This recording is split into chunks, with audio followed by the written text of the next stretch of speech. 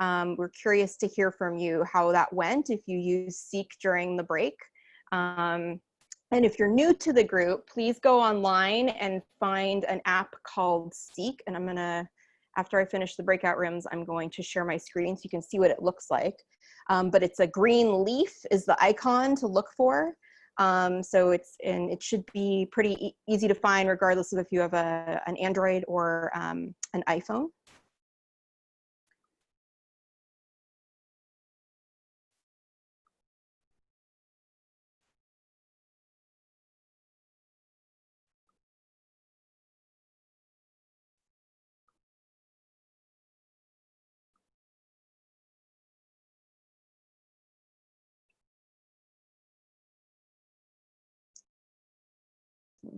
Okay.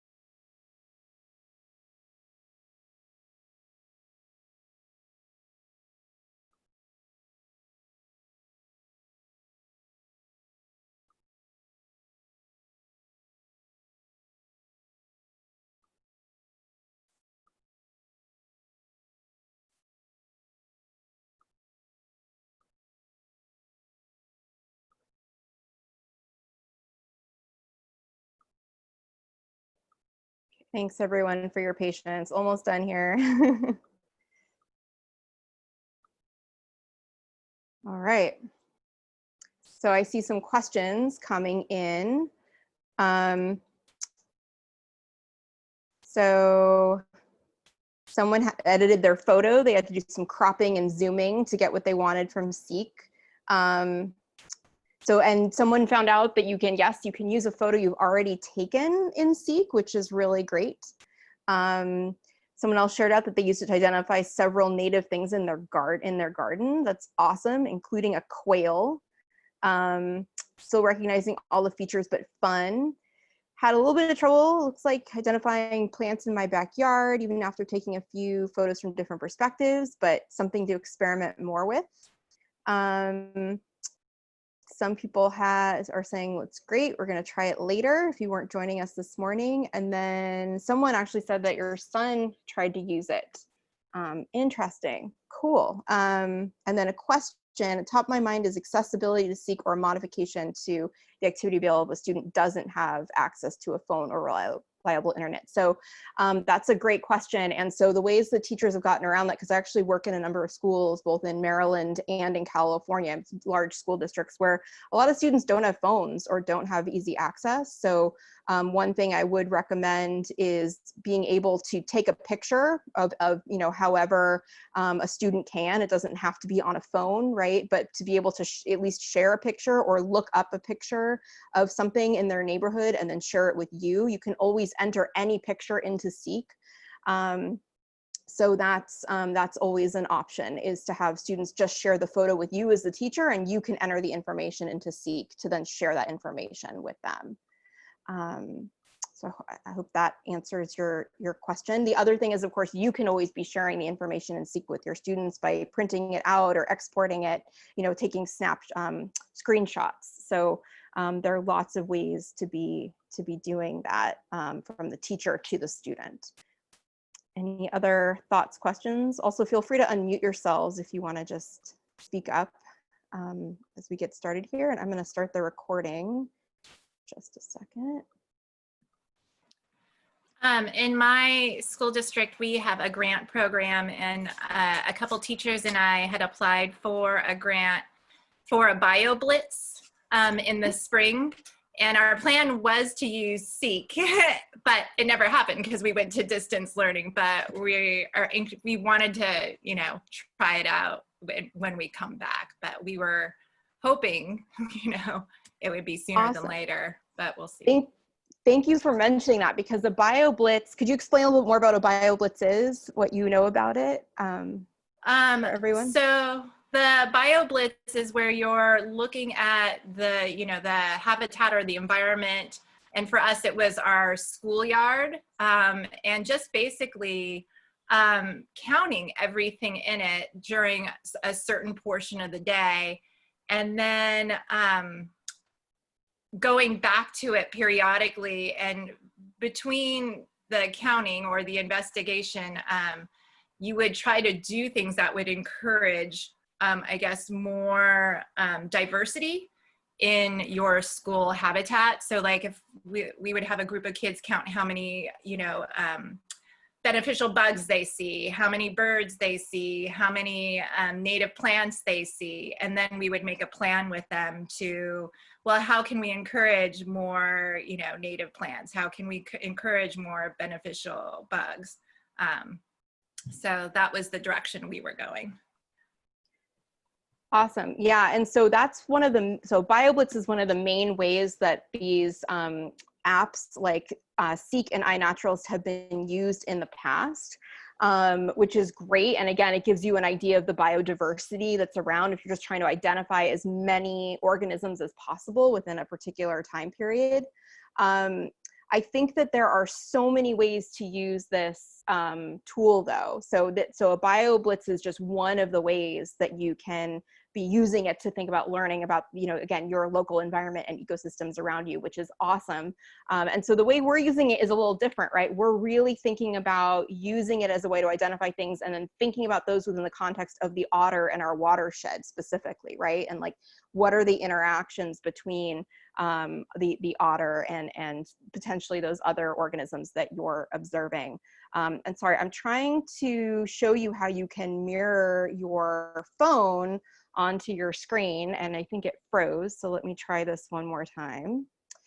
Because you can actually go through this as well with your students, right, in real time. It's something you can do if students are sending you photos. You could, again, upload their photos and then show them. And it's not working, so I don't want to spend too much time on that. But just know that you can connect your phone fairly easily, and it was working before, to show what's going on your phone and mirror it in real time for your students so they can see. And I think it just froze because I have so many things open, including Zoom and PowerPoint and Illustrator, and my computer is a little busy right now. So, okay, I'm gonna start the recording. Just a second. Sorry, everyone.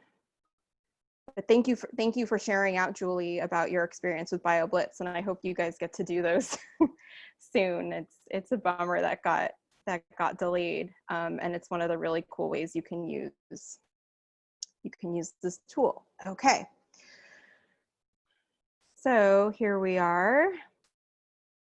So again, welcome back, and thank you for sharing your group numbers with me, and so we could recreate our groups to continue the work we were doing before. So and we just answered a few of your questions about Seek, but before the break, I kind of gave you this assignment to download Seek and make at least one observation, right? To take a screen and then take a screenshot of your phone and be prepared to share that screenshot and upload it to the Jamboard page, where you can share your thoughts and share what you observed. So you'll see on the Jamboard page, that's after the page you were making your otter models on, that there are a series of instructions. It says upload your observation from Seek to the Jamboard. So get that photo onto the Jamboard, and everyone should share out and talk about what they learned about that organism that they observed, based on what they saw in Seek, what they read. And again, as a group, really be thinking about and discussing, how is your observed plant or animal something related? Is it related to otters somehow? Is it something that otters, and again, using your language, one of the questions that you came up with yesterday, is it something that otters might look for or need in their environment in order to survive or raise their babies? So think about that question, and do you think that river otters live near where this organism lives? Is your backyard or the area you were able to explore, the picture that you uploaded, related to otters in some way? Sorry. And so after you do that, oh, and write down any questions you have about your observations. And again, even if you have more questions about SEEK, just make sure you're recording those, because what we want to be able to do is come back tomorrow and maybe talk more about those questions that you have. But what I'd like you to do is, when you're done writing your questions, go back to your model and see, based on what you've done with SEEK now, is there anything that you would want to add or take away, or you know, or change something that you already put on your model that you would want to modify.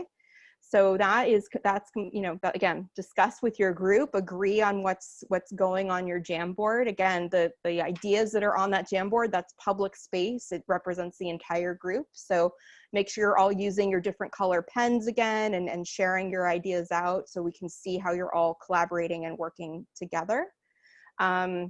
So you'll see, again, you should see a Jamboard that looks like this, a Jamboard page that looks like this after the Otter model page. So you can go there to upload all of your SEEK images and information. And then again, this is just for people who didn't join us or weren't able to join us this morning. This is what the Otter model Jamboard page looks like. So the instructions are at the top, and what you'll see is in groups 1 through 4, they've constructed some pretty amazing models and ideas about what was happening 40 years ago that explains why river otters were not present in Marin, and then what's happened to change it so that today we do see otters and people are making observations in our local waterways in Marin today. Okay. So again, you're going to start with answering these questions and doing this Jamboard about SEEK. So I'm going to open up the groups. You're going to have 20 minutes to work together to do both those things, right? So take at least maybe 10 minutes to talk about your SEEK observations, and then maybe around 10 minutes or so to think about your models a little bit more and make some revisions. And I'll be popping in and out of the different groups. And then let's see, group 4, last time you stayed in the main room. Are you still willing to do that for this session? Would that be okay? Those of you who were in group 4. Jessica, I think it was Whitney, but Danielle's not here now. Oh, Danielle's not here. Okay, so I think Dawn was in our group as well. So we good. So Dawn can go with you. Okay, perfect. Okay, great. So I'm going to stop sharing my screen, and then I'm going to send you off to your breakout rooms. But again, if you're in group 4, don't click the move to button or the button that comes up, just ignore it.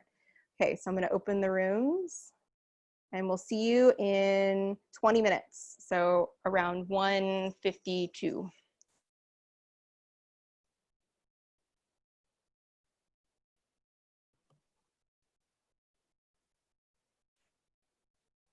Jessica? Yep. Hi. Hi. So sorry, but can you make Eileen a co-host? And Doing then it now. Perfect. All right. If I can find, oh, Eileen's not coming up on my list. That's weird. Did she log off?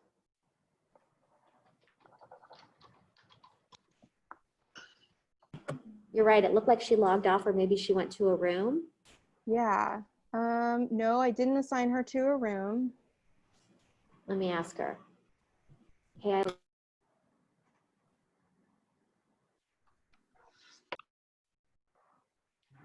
I'm just getting my image up. Where are you? There it is. Hi, Lisa. Let me go. There. Sorry, I'm late. I was on a hike. okay,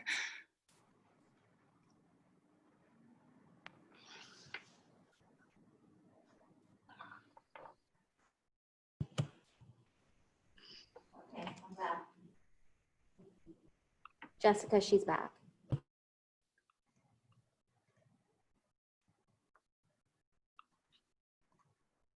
Oh, good. And Lisa's in this room now too. Nice.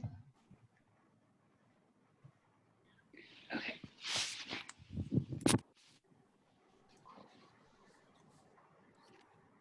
Hi, Eileen. Okay. Hi there. Oh, good. And we have Chris as well. Okay, nice.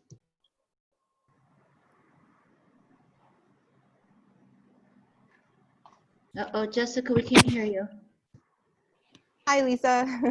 Hi, Eileen. Hi. So Lisa, I was going to say, you can just join the group that's in here, Okay, group great. 4.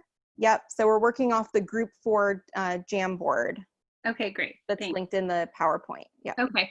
And Chris, if you want to find it in there as well, if you haven't already. Where am I finding this? In the PowerPoint, in the link that I sent. Is it still in the chat? I'll look it up. Here it is.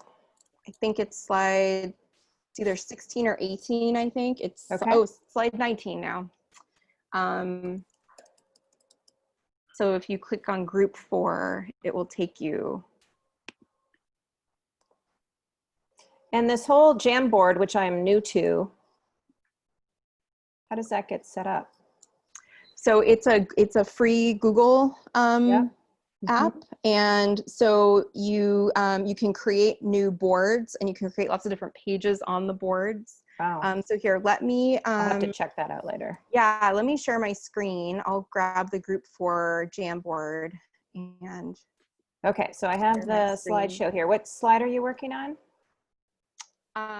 We're on, I think, 4 and 5. 4 and Should be 5. the model and the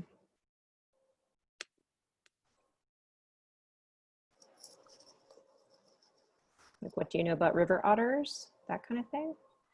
it says at the top, driving question, there's a little text box, and then there are 2 big sections. It says 40 years ago and today. So it's the 4th Okay.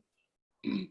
But then we're actually going to be starting on the 5th page for Okay. this section. Yeah, so I you can think I'm on click the right forward. thing. I clicked the link and I'm on a Google slideshow.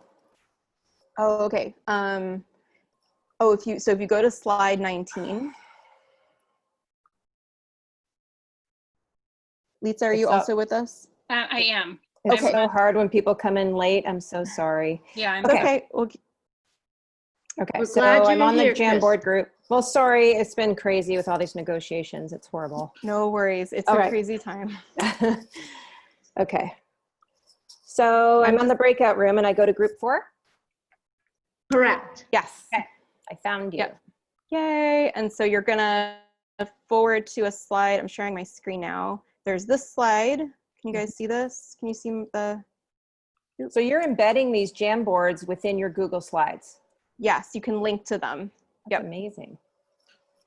Okay. So this is what we did in the first session, is we made a model about what has changed. We put down just our initial ideas. There are no wrong answers. Why do we think that there are river otters in Marin now, but they weren't here 40 years ago? But we know that 150 years ago, 100 years ago, they were here. So they disappeared and then have come back. So we're trying to understand what might have changed. So thinking about what otters need and what they might look for. And so then what we did was use the app Seek over the break to go and explore our local environment or upload a picture we already had to think about what are we seeing that otters might want or need in order to survive in our local habitat. So do people drive to those wetlands, to the marshlands to find the river otters, or was it just assumed that? some people might have just People gone had access? outside in their backyard. So no, we didn't expect you to go anywhere. And, to be honest, some people may have taken pictures of their dogs, right? Or their cats and that's okay, because if you're thinking about domestic animals or other things that we bring to the environment, we're thinking about how those relate to the otters, right? How do those things affect where otters want or can live? So even if you took a picture of your dog or whatever, bird you see outside or an animal that's immediate to you, you can always think about how those things are connected. So that's the idea. So I see, Whitney, you uploaded a picture on, so now we're on the slide 5 part of that Jamboard. Is everyone with us? Lisa, Yeah. do you see? Okay, awesome. So Whitney, do you want to share out what you found? I'd What you love saw? to. Okay. So I'm a huge proponent for iNaturalist. I use it all the time. It's been my summer fix. So I just took a picture of the giant reeds that are in the backyard, my dead backyard. They line the back of my yard, but I'm pretty close to the Petaluma River. And so when I was reading about these reeds, I found out that they're invasive, first of all. They were introduced to California. They live along waterways, and they can clog up waterways and kind of like outcompete more native plants like willows and other types of riparian trees and bushes and shrubs. Interesting. Thank you for Yeah. sharing that, Whitney. So to the rest of the group, what do we think about this giant reed or how it might impact otters? What might be some of the relationships that might, or how might otters be affected by the presence of giant reeds is a more direct way to say it. Wasn't their habitat part of weeds? I know that's like seaweeds usually in the water, but don't they usually wrap themselves around it? Not the dried ones, but the ones in the rivers. Don't they like that kind of habitat? Does anyone want to build on that idea? Has anyone seen that? I feel like they build kind of like like nests almost, right? With that type of. Because they're land and water, right? Are they more on land? But That's not dry. It's like a wet, swampy, because they're swimmers. Don't they dive deep? And That's a good question. So yeah, and we're talking about river otters. So there are two types of otters that are really prominent in California, right? Sea otters that primarily live at sea, and then we're focusing on river otters that live in our watershed. So it's like, these are all great ideas. So Whitney, or Chris, it sounds like you have a really good question about how much time they spend on land. Oh yeah, good, you put it up there, or someone did. Yeah, that's a great question. So how important, is the amount of water or the land, right? And what the land looks like, because how much time do they spend in each is a really important question. So does anyone else want to build on that idea that kind of, again, came from Whitney's observation of the giant reeds and what they do to the environment? Are they carnivores? Don't they eat animals and plants?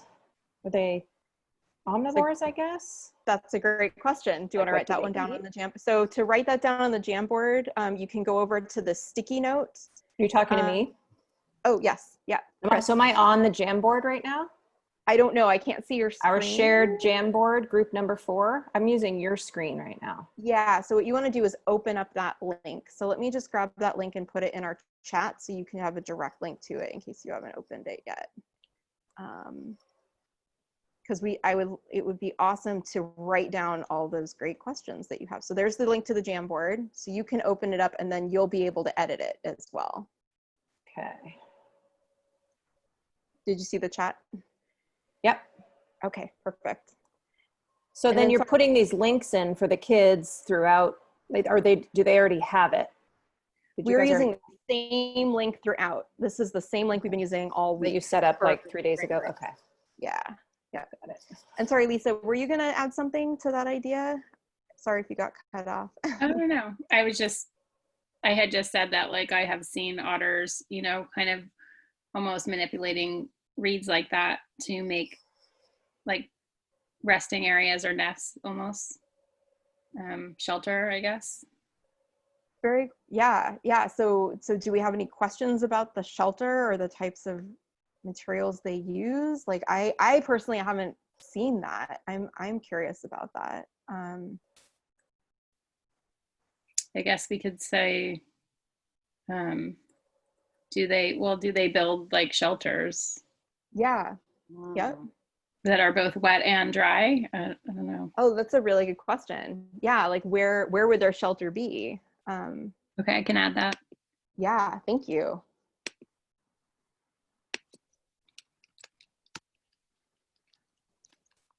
Great, and it looks like, Chris, you added the question about what they eat. Is that your question?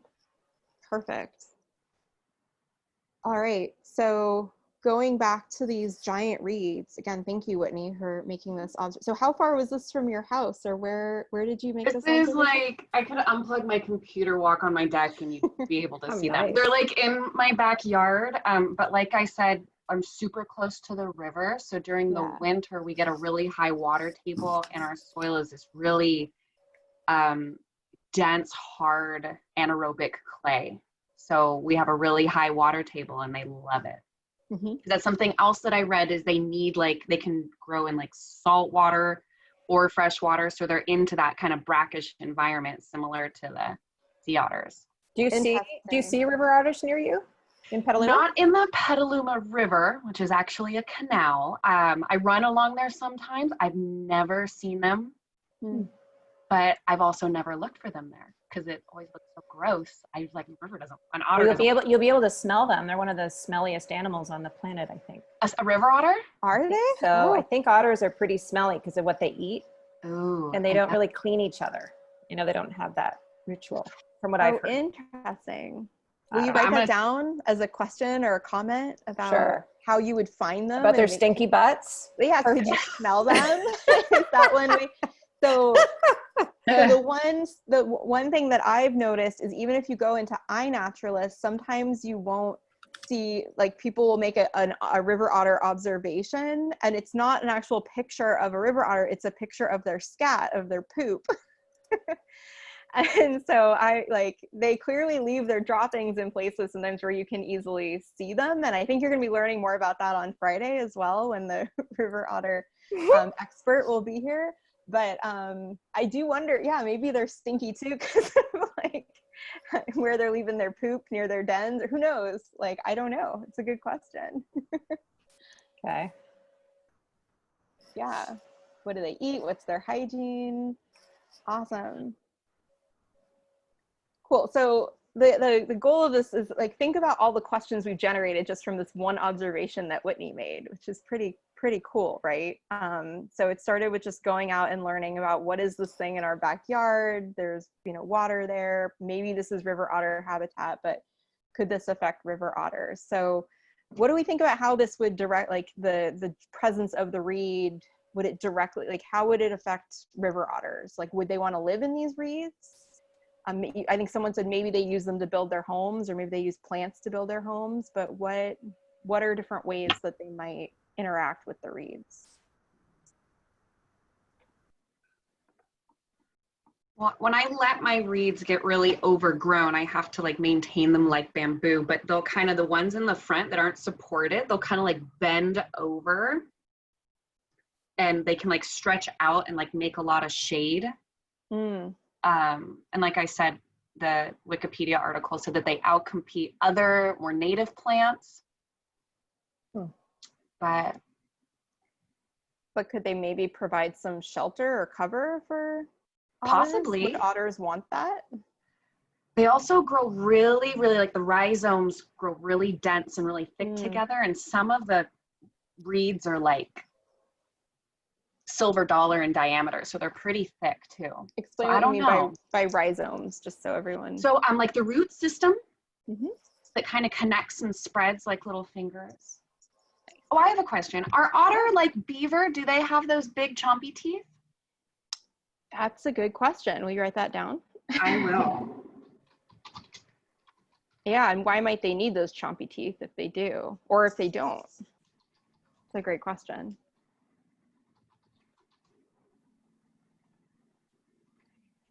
Okay, so I want you guys to keep the conversation going for just a few more minutes, and then we're gonna all come back together. I'm gonna go check on the other breakout groups, if that's okay. But I think you guys have a great start. So you can also use the next few minutes to go back to your model and think about if there's anything else you want to add to your model that's on page 4, so that you can scroll back using. Yeah, and you guys, that's a good idea because Chris and Lisa weren't in this group earlier, so that might be good. Whitney could walk them through it. Yep. So if Whitney, you could give a quick overview, but then make sure that you're using ideas that you generated based on the questions you had before, and try to incorporate some of those into your model. For sure. Thank you all. Thank you. Good work. Thank you. Thanks. Yeah. Also, who did the red buckwheat? That is beautiful. Oh, that was me, Don. That was you, Don? Is that on your property or near where you are? Yeah, that's in my yard. Oh, is there another image that you added, Don? I just was, while you were all talking, I was listening, but I was also just experimenting with uploading an image to the board, and oh, cool. That's what I got to. And how did you do that? As Jessica advised, I took a photograph on my phone, emailed it to myself, and dragged it to my desktop, and then dragged it off the desktop to the board here. There's a place where you can load images. So I just practiced that and it worked. Just like that. Ooh. That was what, sorry.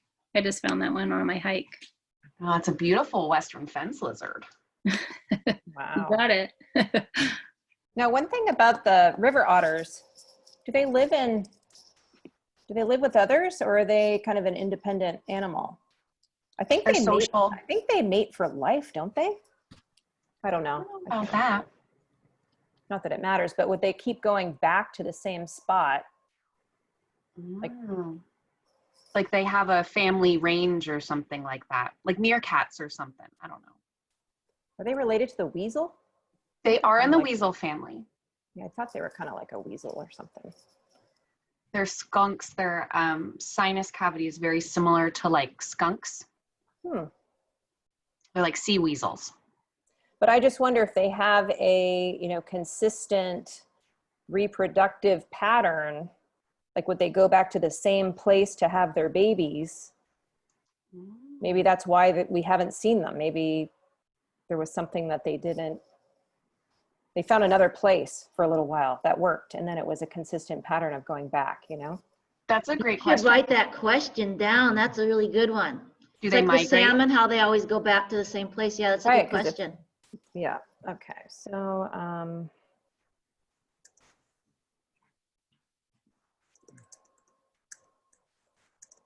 Those otters are so damn cute.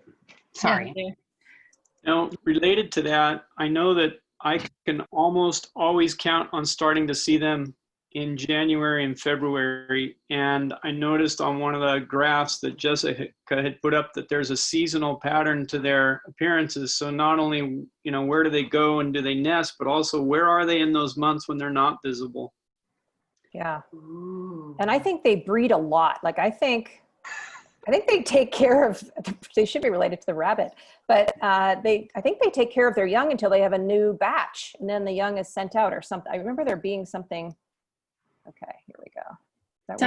Something interesting we were talking about in my other group about the 40 years ago was that that the trapping was a big reason why the North American river otter was almost extinct, and the water became very polluted until 1962 when it became illegal to trap, and the Clean Water Act kind of started to clean the waters up for the otters.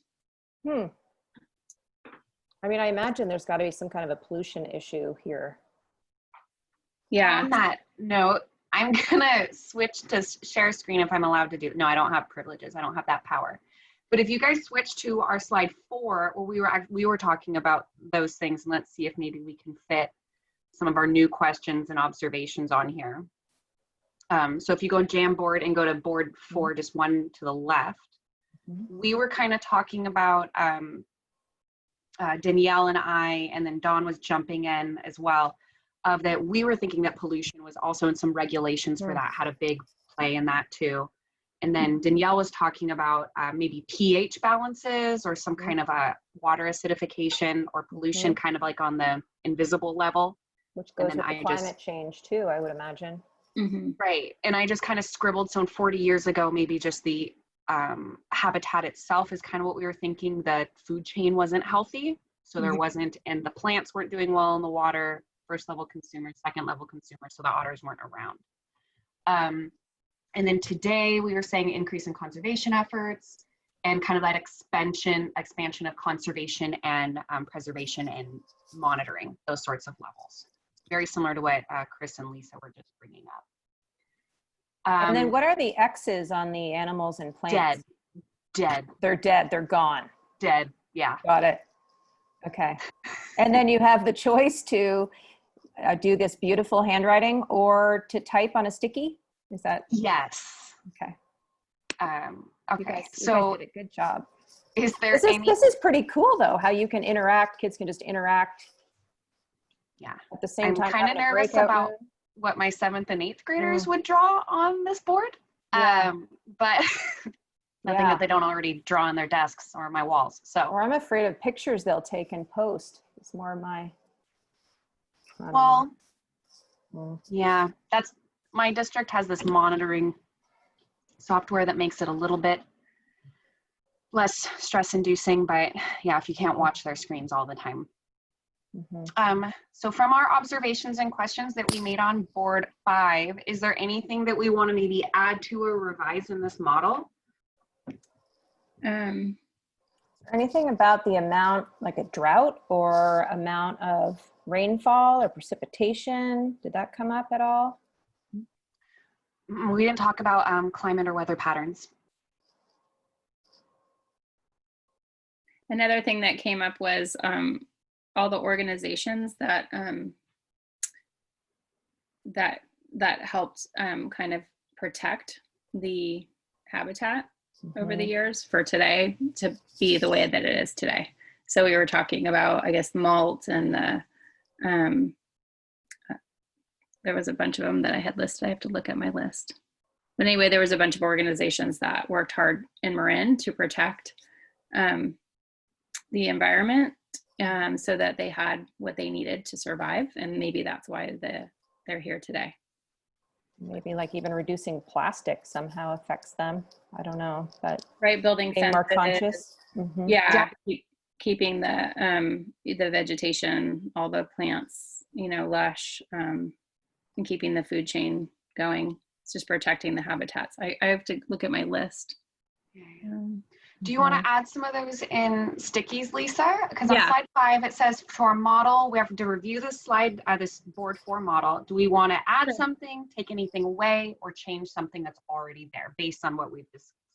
Well, I don't know. It's up to you guys. Like the Fish and Wildlife, the Marin Agricultural Land Trust, Point Blue Conservation, they worked hard. The Clean Water Act, all those organizations worked hard to kind of make the habitat what it is today. So sorry, keep going. I'm excited. Yeah, I think that that started years ago, but because of their work, it kind of, I think, well, that was one thing we talked about. That could have been one of the reasons that it was what the river otters wanted, right? So why they came to Marin. So what I'm hearing, Lisa, is like, because like they tried this thing about like we need to rehabilitate these habitats, but it almost seems like the otters are evidence that that rehabilitation effort is like working. Yes. Yeah, exactly. Interesting. Write that down and Okay. think about what yeah, so I like that you use the word evidence. And I'm curious to hear from everyone else too what we think about the use of that word, or what other information or evidence would we need to test that idea? Like what kind of information? The otters are here now, but what else would help us tell us that story? Well, if we look at the food chain, they have to eat something. So it's kind of bringing back the whole ecosystem, the whole food chain. So looking at it from the, bottom up, they wouldn't move to where there isn't food. Yep. So we can be thinking about what else has changed that they are completely reliant on, right, for food. Yes. So, yep. I mean, we move where there's food. So yep. So if the waters are getting cleaner, then we're going to have more fish, and then the otters will have more food, etc. I guess in primitive terms. But I can't spell. Ooh, I like that pencil. Just stealing other people's words. Perfect. And Lisa, I apologize. Were you in a different group when we started last time? I tried to reassign people. Okay. Well, thank you for participating here. I appreciate it. I had to shuffle everyone back into their rooms, and I think I didn't catch you. I'm sorry I was late. Yeah. Oh, no worries. Okay. Sorry. I didn't mean to interrupt. I'm going to call everyone back in about a minute though. So.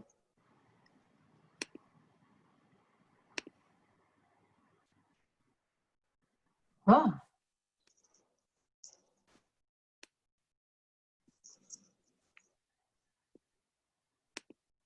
Is that, I don't know who posted the Marin Agricultural Land Trust, is that the land management organization that manages the like the Hamilton wetlands area? Does anybody know that? I don't know specifically, but the teacher that was in my group she works at Walker Creek, and she was saying that, yeah, that was, I think for lots of the different, yeah, I'm sure that probably is true. I'm loving this activity so much, Jessica. Like there's literally a creek that runs through my middle school campus, and it connects straight towards like Hamilton and that whole, like, I don't know, that Richardson's Bay right there. Perfect. Awesome. Well, I'd love to, yeah, I mean, we could talk about how to adapt this and make it really accessible. What grade do you teach? What I'm middle school science, so oh, wonderful. Mostly 7th and 8th. So we do the ecosystems, we do all of the geology, and actually this kind of, you got me started thinking, it's like, oh God, I've been fantasizing about using Seek and iNaturalist in my classroom, and like now you've got me thinking like, man, can I use like the USGS website and start like getting more of those data sets, and got me percolating, lady. I like it. Well, great, because that's what we're going to be working on for the NOAA grant. So I hope you and others will be able to join us, because we're going to be co-constructing a unit to help teachers do that work. And Jessica, it's making me realize we want to expand beyond the grade levels we said, because I think it's okay to go versus what we originally said. So Whitney, I think so too. Yeah. Yeah. So we're excited to work with all of you on this project. So Whitney was just bringing up, she's thinking about how to use this in her classroom and connect it to her work. And again, that's our goal of the NOAA grant. This is just the start, right? This is how you would engage students in this topic, with this anchoring phenomenon. That's what I'm modeling for you here today. But the idea is that then over the next, couple of weeks, if we were in a classroom, you'd be slowly unpacking and learning more about the watershed and the different dimensions of your environment. And again, but relating it all back to, and what happens to the otters? How does it affect the otters? So bringing it back to this really, again, amazing, charismatic animal that has this very, this wonderful story of resilience, right? This was an animal that wasn't here and has now returned, which is a great story, I think, for learners of all ages, fortunately. And we need hopeful stories like that right now. I think that's really important. So I really hope that you will join us. So I know Eileen's going to say a little bit more about that at the end, but anyway, welcome back. Thank you for working on your models some more and sharing out your observations in Seek. So I have a question for group 4 who I was working with over this time. When I had a discussion with you, did I answer questions that you had? What did I do when you had questions or observations? What was my response? Would anyone like to chime in? Did I give you answers, or did I let you do something else? Does anyone Will you ask that question again? Am I still on the Jamboard right now, or am I back on Zoom? You're back on Zoom. We can see you. You can see me, but I can't see you. I'm playing with my Jamboard. Okay, how do I get back? Click on however you get to Zoom on your computer, on like the icon. You should have a tiny picture up on the right that you click open on the far right, Chris. Yep. The share? No, not the share. Open on Jamboard. No. Or find on the side of your screen or the bottom that it's like a blue thing, then with the white in it. Are you on a Mac or a PC? There we are. Okay, how did there somebody she is. Okay. Okay, and I also just shared my screen. So. But I think I only dropped off because you stopped sharing that screen or something. I don't know, because that wasn't me that did that. Oh, okay. I'll have to learn how to do that. Okay. Okay, so what was your question? The question I was asking is, did I give you answer when you guys were having a great discussion and sharing your images and talking about your model, and then you also had a lot of questions. So when you had a question, sometimes I felt like the question was directed at me, right? Because I'm sort of facilitating the activity. But what did I do when you asked me questions? Did I give you answers, or did I do something else? No, you directed another question. You kind of restated maybe the correct fact, and then you expanded it to go to the next step of thinking. That's great. Does anyone else want to expand on that idea that Chris gave, that response? I really like how when one of us had a question, you kind of like put it out to the group first to kind of get other people engaged in the conversation and trying to add on to the other person's question. Thank you. Anyone else want to add on to what Whitney said? Does that capture what happened, do you think? Does everyone in group 4 agree? Just to add on to what Whitney said, multiple times you said, would anyone else like to build on that idea? Mm-hmm. Included Yep. everybody. Mm-hmm. And did I always get a response right away? No, right? There's always a little bit of wait time. Mm-hmm. Yep. So, you know, in this case, for this kind of activity, first of all, wait time is really important, because you want to give enough time. And sometimes it feels awkward, but that's okay, right? There's no rush here. The idea was that I wanted to give you all enough time, airtime to talk and share. And this activity really isn't about me giving answers, right? This is about your making your thinking visible, your prior knowledge. And of course, we accept that all of you come here today with your adult knowledge, and that's okay. You're sharing knowledge that was accumulated over many years that we would not expect our students to have about, you know, policy and the local history and, you know, around, how we've changed our environment. But the reality is that I didn't give you any answers. I maybe shared a couple stories, but I didn't give you any answers to the questions you had. And when I prompted you to write things down, I often said, and write that question down too, right? Because those are great questions that we might come back to. So the idea is you want to really be getting your students into the idea of documenting what they're thinking and even the questions that they have, and then you can build off of those later as the instructor, right? So really the main questions that I used today, things like, what do otters look for and need, right? That was language that was given to me by you guys yesterday, right? That was how it was written by one of the groups yesterday. And the overarching driving question about, you know, why have otters returned in the last 40 years? That's again, based on all of the questions that you generated collectively. So, you know, your thinking and your discussion should be public knowledge, right? Or basically you're making your thinking visible so that people can build off of your ideas, and it becomes something that can help the entire group grow in their thinking and learning. And so you can leverage that then, right, as the teacher, and come back to it and say, we heard this, you know, yesterday. What do we think about that now? We revise what we're thinking.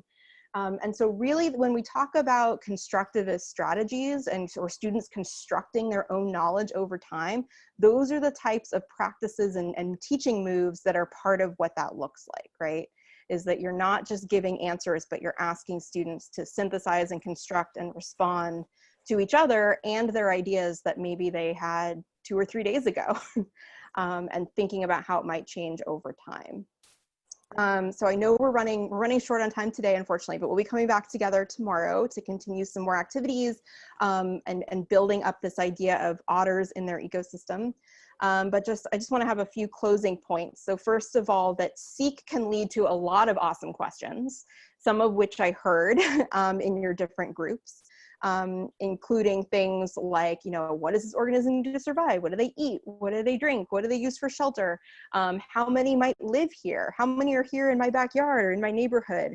How might this affect other organisms, right? That was sort of the way that we framed a lot of our investigation around the otter. How is this organism related to the otter? And then, you know, is this species native or was it introduced to Marin? That was something we talked about a lot in group 4. We had a plant that was invasive. That was introduced. And so, you know, are there certain seasons when the species might be more visible, or how might, you know, climate change or noise or pollution or urbanization affect the species? So these are questions you might look for from students that you can then use later, right? You wouldn't want to give students these questions. These are questions that will often come naturally from using Seek to when you make an observation. And I heard a lot of these questions today. And so as I just discussed, like we're trying, you know, this is a way to introduce new material and new concepts and really get into those shifts that are involved in implementing the next generation science standards, which I know is something that is in the background and a part of everything we've been talking about this week. So really shifting our thinking from just learning scientific facts to constructing that knowledge, explaining the world around us, using models as you are here to explain the, you know, components, relationships, and processes that explain, again, like this thing about the otters and that they were gone and now they're here, and that's complex, right? And but that, you know, there's going to be a complex explanation that we have to provide in order to understand that.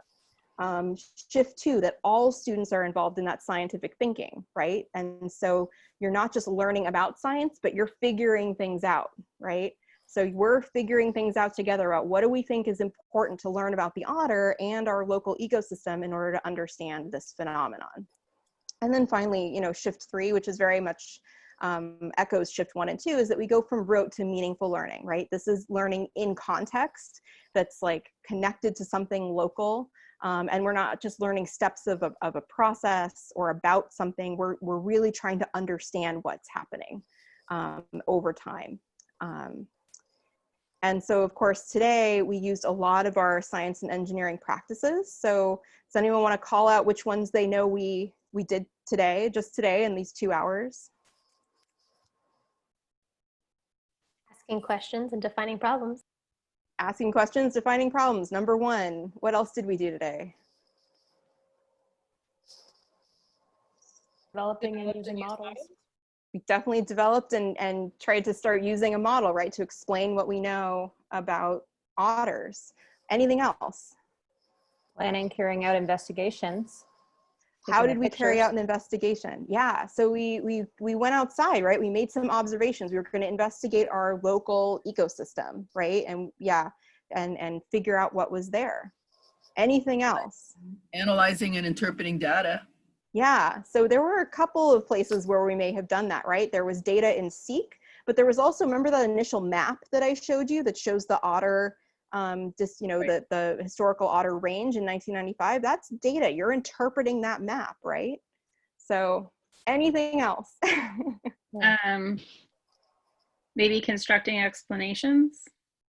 Yeah, so you were probably constructing some kind of explanation based on your prior knowledge and what information you gathered in Seek, right? So, and again, a lot of that might have been based on also what you already knew about your local ecosystem, especially as an adult learner, but you were in your model constructing an explanation that you might need to revise that might not be entirely correct, but that's okay.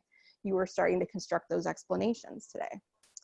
All right, so I think we could probably say that some of you engaged in argument from evidence. I would suspect, again, based on your prior knowledge or information that you have either through Seek or other sources.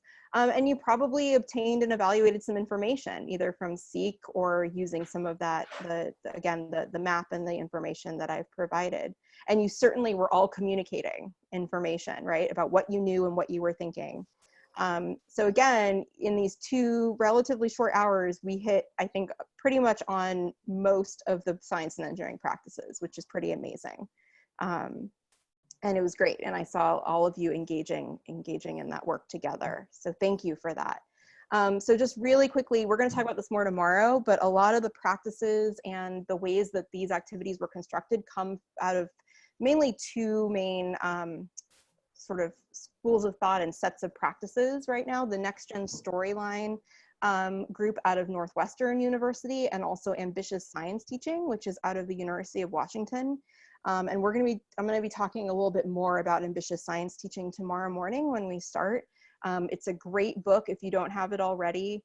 It's also a website, a web resource that you can check out.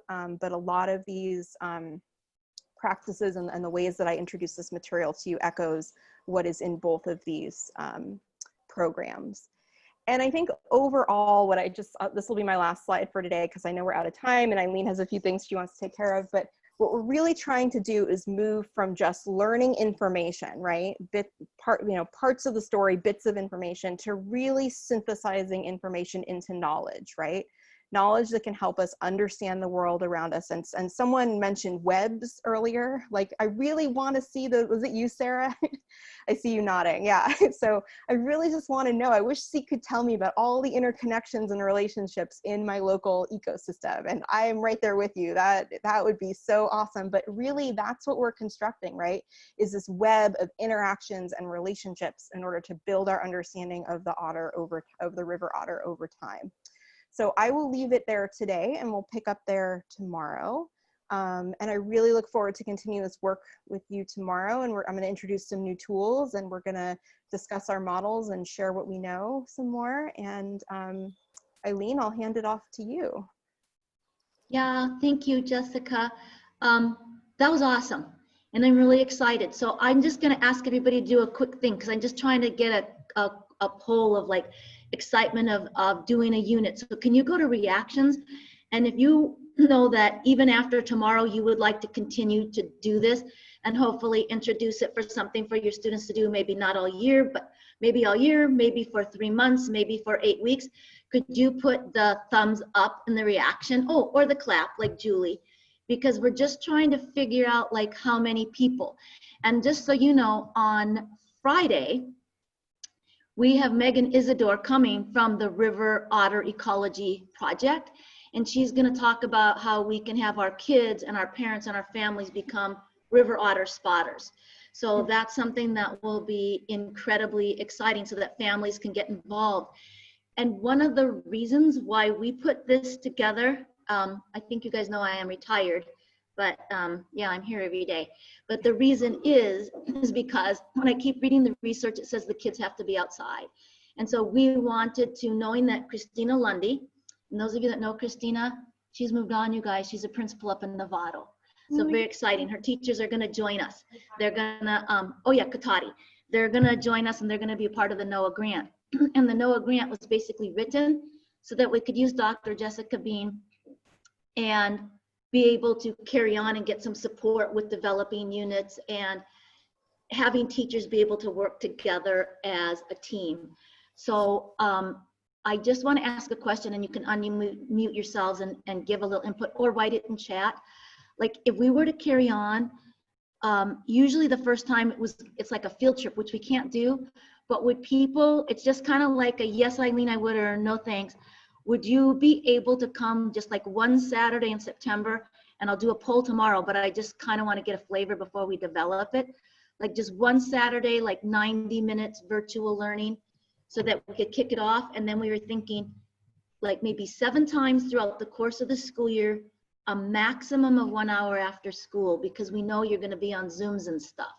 So we're trying to figure out like the times, and we don't want to push people over the edge. And I just watched Julie's face like, oh my God. Because yeah, you've been on Zoom all day. And so we're trying to figure out, and if you have suggestions, like how do we do it in a way where we meet and collaborate, but people don't get burned out? Do you know what I'm saying? If you have ideas, you can send me emails, put it in chat, and then we'll send something out tomorrow. But I hate to send something out like if we know, okay, nobody would come on a Saturday from 9:30 to 11. Do you know what I'm saying? So your input is really, really important to us in designing it, okay? And then how many think, and this could just be a thumbs up or I don't think so, how many think that even when you only get to see the kids virtually, do you think teachers at all would want to like meet the kids at a creek or something? And I don't even know, is that like allowable? Like, could you meet kids at the creek to do it? Or is that like an absolutely not? And I'm looking at Chris Hill because you said you've been in union negotiations. So I'm hoping you like have a teacher's perspective. What do you think? I don't know what the liability would be on that. But I do know that in the MOU that came out today, teachers have a choice to whether they want to do a meet and greet or not. I mean, Julie's in the same district I am. So, you know, I feel like it's a little vague. I feel like nobody really knows. And so I don't know if it would be, you know, completely not allowed, but I think there would be a liability thing. I think it's going to depend on the teacher. But we worry as teachers that if one teacher's doing it and other teachers aren't, it just makes some teachers look good and some teachers look bad. And so that, you know, there becomes a conflict. Oh, absolutely. And I know that the application was sent out so that schools could apply for waivers. So like if somebody said, I wanted to see 10 kids every morning, you know, like now is the time to do the waivers. So these are tricky times, but that's really good input for me. So maybe right now we're focused, Jessica, on what can they do virtually, as well as say to families, hey, you might want to take a hike to this creek, or right? To just not move forward at all, because I think this is such a fun thing. And I know I saw the otters out at Phoenix Lake. I thought it was a beaver because I didn't know. And now that I see the picture, I know what it was. Okay, just think about it. Come back tomorrow and we'll do the next thing. If you were here in the morning, we started like with a sense of balance, which was so awesome. How many enjoyed that activity? I know it really helped calm me. So what I'm wondering, could you just put, if you thought about balance at all during the day, I kind of would like to close with the idea of balance again. And could you just put in chat, like just what's one word? Is there any one thing or a couple of words that you did today to help you stay more in balance? And just maybe kind of write that word, and I'll read a few out, and then I think we'll say goodbye till tomorrow. Oh, Ava drank lots of water. That was a good thought. I didn't think about that one. Sarah Cofield had tea to stay balanced. Oh, a hike during break. Lisa, that speaks to my heart. You were up by Loma Verde, huh? I was at Ring Mountain. Ring Mountain. Yeah. Played with cats, animals breathing, some movement on break, and stood for the last Zoom. All really good ideas. All right, well, I'm sure we're gonna had a sit down lunch with my whole family. I'm jealous. Deep breath in and out. Nice one. Yeah. Don Jolly, I want to come to your house. He baked an apple pie during the break and the oven timer just went off. Do you have vanilla ice cream for it? Or whipped cream? Love whipped cream. Do you make your own crust, Dawn? Oh, did you, Don? Always. Oh my gosh. That's hardcore, man. Family secret. Please. You guys are amazing. All right, well, in the morning, we'll do more with the social emotional learning. That's been really helpful. How many of you think you're going to use those strategies with your kids when school starts? Yeah, those are really, really good. Chris, you didn't get to be here in the morning. Do you get to come tomorrow or more negotiations? Yeah, I'm coming tomorrow all day. Oh, yay. I think I'm anxious because you're middle school and I want to know thoughts on how you think these social emotional learning will work. I'm glad you joined us. I'm sorry you had to do negotiations, but how great for all the teachers that you're willing to do that. That's really. Well, I wasn't on the amazing. team in the four walls, but you know, the support system is pretty huge. It is. It's important work, my friend. It's important work. Okay, you guys, have a nice evening. You seek if you want to, do more of your balancing. And thank you, Jessica. We all learned a lot. Have a nice evening. So much. Forward to seeing you tomorrow. Jessica. Do you have a question, Jordan? I did maybe you can help too. I was wondering how to get the slides for today. The ones that I seem to have from earlier coincide with the other group slides. Okay, let me put that back in. That you had. So I was wondering about that. Yep, I'm going to put it back in the chat right now, and then I'll wait for you to open it to make sure it's working. Thank you. Yeah, no worries. So try that link. Okay. Should work. Yep. Okay. Thank you. Sorry Great. I missed that earlier. No worries. Great. I have a little work to do to catch up, which I'm happy to do this afternoon. I saw that did you do a slideshow each day and then you worked off the slides and had links and apps with the slides? Hey, Chris, I can answer that because I'm in here with Michelle Drake at MCOE, and Michelle has been, and if you put in chat your email, we'll get it to you right away, the link, but the main website where everything is, there's a choice where you can click the link at the beginning and it will get you into the Zoom, but now it's a recording. So all the Monday and Tuesday recordings are there. And so Jessica, this is her first day. So Jessica just started with this, but the phenomena was introduced yesterday by Sagit at 11 o'clock. So that would be the one to tune into if you want to see how that was introduced. If you want to see some of the social emotional learning, the whole first day was about creating a community of learners, which was really fabulous. It was fun. Mm-hmm. So that one you could maybe watch on the weekend or something. I think the one you'd want to watch is how the phenomena was introduced yesterday. So I did see the slides that you did. I'm just wondering how you set it up. Is actually, I love how you have it set up. You know, just as a teacher perspective, and I found it so interactive. You know, you felt like you were always moving, even though you were just online. It felt good, and that's how I want my kids to feel. So I'm just asking from actually a teacher's perspective, how can I set that up? I know I have, to go over, I wrote down a list like the Jamboard, and I saw you were doing Menti, and then the Seek and the iNaturalist. So I'll look at all that stuff, but you incorporated those apps into the slideshow. Slideshow is your main. Yeah. And you shared that screen on the Zoom, and then the breakout rooms were just all Zoom, which is separate from the slideshow. Yep. Okay. Yeah, so what I did was hyperlink everything in. So so everything is linked from the slideshow. So the slideshow is the main organizer. And then every kid has a copy, every teacher has a copy, and then we work off the slideshow as the main thing. Yep, that's definitely one way to do it. So for kids to be able to do this, we'd have to have them have those apps on their iPads or their Chromebooks, right? Or their machines, yes, or whatever they're using. So you need Google Slides, and you would need Jamboard. So if you're working off a Chromebook, everything works through the browser, which is great. What iPads? iPads, you would be downloading Jamboard as an app. Mm-hmm. Yeah, and also Slides, I think, is an app. Yeah. Is it the whole Google suite? Do you get the Jamboard on the suite?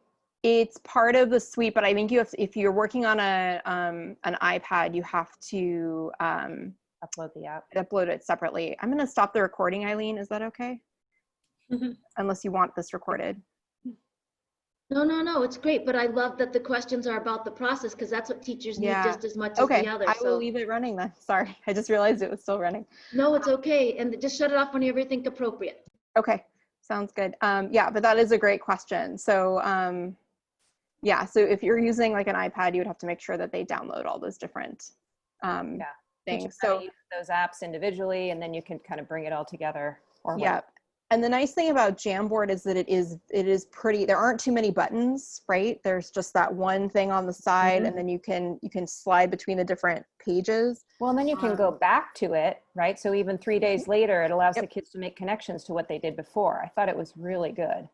Exactly. And that's the whole idea behind map modeling, is that it's a completely iterative process. So you should be coming back to that idea of like, what about the otters? We're learning about watersheds, we're learning about pollution, we're learning about, food webs in rivers, but like, how does this come, let's put it in the context of the otter. How does this relate to the otter? So you can come back and revise that, as you're saying, over time. Yeah, no, it was really well done. Yeah.